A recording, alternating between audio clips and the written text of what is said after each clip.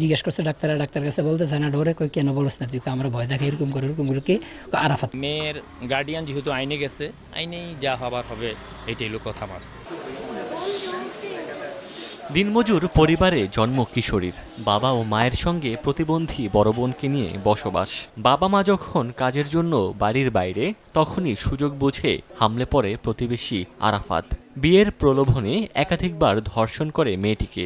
এরই মধ্যে অন্তঃসত্ত্বা হয়ে পড়েন ওই কিশোরী। গত 12 এপ্রিল একটি ফুটফুটে মেয়ে সন্তানের জন্ম দেন ভুক্তভোগী। বিষয়টি জানাজানি হলে এলাকা ছেড়ে গা ঢাকা দেয় অভিযুক্ত যুবক। তবে দরিদ্র পরিবারের অসহায় ওই কিশোরী সন্তানের পিতৃ পরিচয়ের স্বীকৃতি চান। একই দাবি স্বজনদেরও। আমাকে হুমকি দিচ্ছে, মেয়েটা লেব, আমার পরিবারকে ক্ষতি করবো, আর আমি মারা খেতে গেছি, আর মুখ চাপা দিয়ে যাচ্ছে, কই জান না। আমি এটার সুস্থ বিচার চাই। আমার মেয়ের লগে দর্শন করছে, এটার বিচার আমি চাই। অভিযুক্ত আরাফাতকে আইনের আওতায় আনার দাবি এলাকাবাসী সহ স্থানীয় জনপ্রতিনিধির। 1, 2, 3 ঢাকায় জমি জিতে নিন 100% ক্যাশব্যাক সহ 20 কোটি টাকার পুরস্কার। জিজ্ঞেস করছে ডাক্তার কাছে বলতে চায় না, ডরে কই কেন বলছ না তুই, আমরা ভয় দেখে এরকম করে কি আরাফাত। দিন এনে দিন খায়, তাদের একটু ন্যায় বিচারের জন্য এটাই আর কি দাবি আমাদের। মেয়ের গার্ডিয়ান যেহেতু আইনে গেছে, আইনেই যা হবার হবে, এটাই হলো কথা আমার।